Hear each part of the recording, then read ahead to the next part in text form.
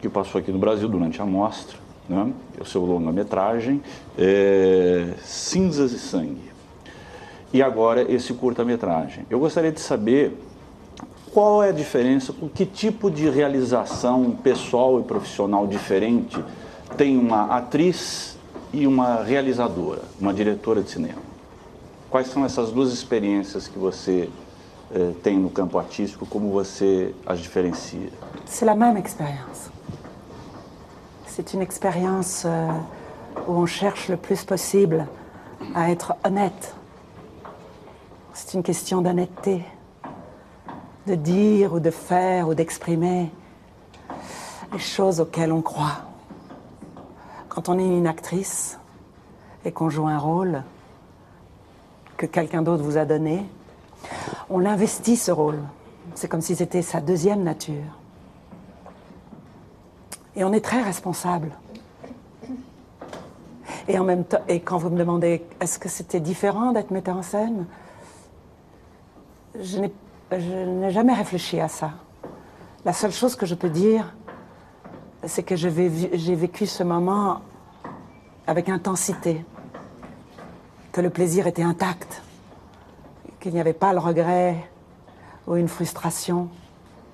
Donc ça voulait dire qu'à l'intérieur de moi, tous mes computers, ils s'allumaient et qu'une fois de plus, j'essayais d'être le plus honnête avec les choses que je croyais, avec les choses que je rêvais, avec les choses que je voulais donner. Fanny, no seu filme tem uma cena de rito de passagem, ritual de passagem violento dos ciganos. Eu queria te perguntar qual é o limite desse respeito das diferenças culturais. Por exemplo, a mutilação das meninas na África. Como trabalhar isso?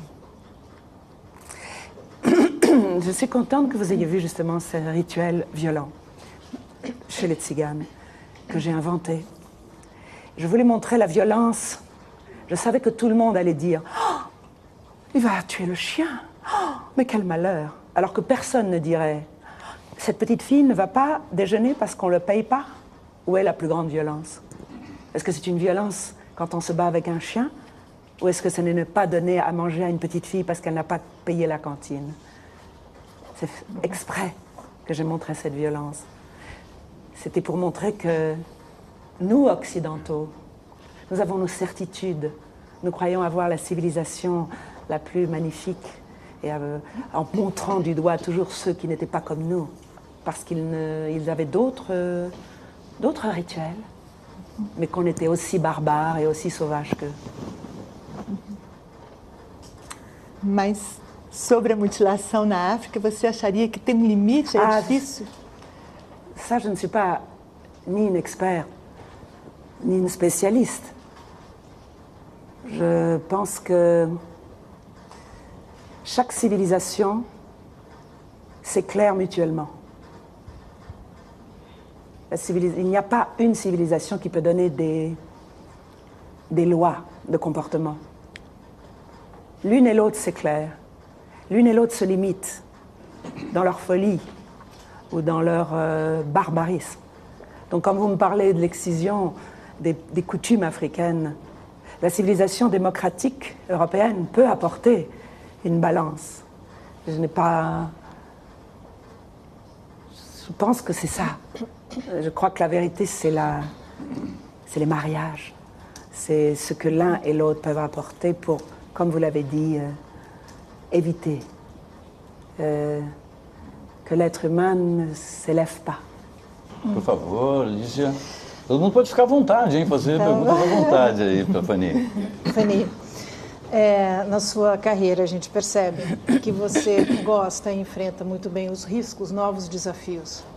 E como atriz você teve uma parte muito grande em drama, depois em comédia. E agora você está dirigindo, escrevendo roteiros. Você acha que neste momento isso significa alguma maturidade até em termos de poder falar um pouco politicamente como atriz? Até porque, como atriz, eu percebi que você, quando fazia papéis femininos, sempre tinha um engajamento muito grande em dizer o papel feminino da época e etc. E agora escrevendo a gente vê a sua preocupação política. Como que você vê isso e quais são os seus projetos para o futuro dentro disso? C'est bizarre ce que vous me dites parce que moi je pense que j'ai été quelqu'un de très égoïste et je ne me suis jamais engagée politiquement. Parce que je pensais que l'engagement politique c'est irréversible. Qu'on ne peut pas jouer à la politique comme on peut jouer au bridge entre 5h et 7h du soir. Donc j'adorais mon métier, je voulais le faire, mais c'est vrai que j'ai toujours fait ce que je voulais. Que ça a été mon seul luxe dans la vie. C'est que je choisissais les rôles que je pouvais investir sans me sentir honteuse de ce que je disais, de ce que je proposais. Comment c'est arrivé l'écriture et la mise en scène? Ce n'est pas une décision mûre et pensée. Vous savez, la vie, quelquefois, a plus d'imagination que nous. C'est arrivé comme ça. Je sais que j'ai commencé à écrire le scénario pendant que je jouais au théâtre. Vous savez, quand on joue au théâtre le soir, il y a des longues après-midi où on ne sait pas quoi faire. Ça a commencé comme ça. Et si vous me demandez le futur, qu'est-ce que ça sera?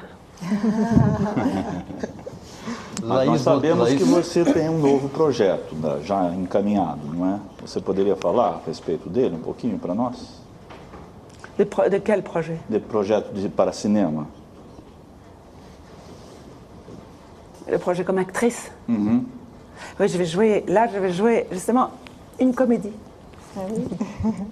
Je vais jouer le rôle d'une femme qui tient un restaurant juif où elle est une femme qui cherche les étoiles au guide Michelin. Vous savez, je ne sais pas comment vous avez cette traduction au Brésil, mais où les restaurants cherchent les étoiles gastronomiques, tout en restant dans la cuisine cachère. Et alors elle cherche une assistante et elle fait passer une annonce dans le journal et la seule personne qui se présente, c'est une jeune fille palestinienne. Et là, tout commence. Fanny, agora quem vai fazer a pergunta para você? Deixa eu apresentar, porque é uma situação bastante especial, que é a Laís Bodansky. Ela é diretora de cinema brasileira, consagrada, fez filmes bárbaros, está com um filme em cartaz, As Melhores Coisas do Mundo, está em cartaz aqui no Brasil, já fez filmes sobre loucura, sobre a terceira idade, agora sobre a juventude. Só estou apresentando você, Laís, agora a pergunta. Muito obrigada. É um prazer enorme te conhecer. O meu segundo filme longa-metragem, que se chama Chega de Saudade, um dos filmes que eu mais estudei para poder fazer este filme foi O Jantar do Hétero Escola. Então, quando eu recebi esse convite para estar aqui, nossa, eu fiquei muito emocionada. Acho interessante essa sua ligação com a Itália, então vou aproveitar justamente te perguntar uma curiosidade pessoal, essa oportunidade que você teve de trabalhar com tantos grandes diretores, e no caso específico, o Hétero Escola, se você poderia nos contar um pouquinho dos bastidores do encontro do diretor como atriz, com uma pesquisa de personagem, principalmente o hétero que se preocupa tanto com o desenvolvimento do detalhe de cada personagem, o quanto o ator, a atriz contribui nessa construção, nessa busca da história e da personagem. C'est toujours quelque chose de très obscur. Je pense que quand, moi je vais vous parler en mon nom, mais quand une actrice accepte un rôle, c'est comme un chien. Il rentre dans la forêt parce qu'il aime ça. Il ne peut pas dire pourquoi, mais il rentre dans la forêt. Et avec Hétero Escola, quand j'ai accepté, le premier film que j'ai fait, c'était La Famiglia. J'ai lu mon rôle, je l'ai aimé d'une façon instinctive. Et justement, ce que j'aime beaucoup dans Hétero Escola, c'est qu'il est ironique. Il ne parle pas beaucoup. À partir du moment où on a dit oui à un rôle, tout est très pragmatique. On ne discute pas. Et moi, j'aime beaucoup ça. Parce que je pense que le cinéma, c'est très pragmatique. Une fois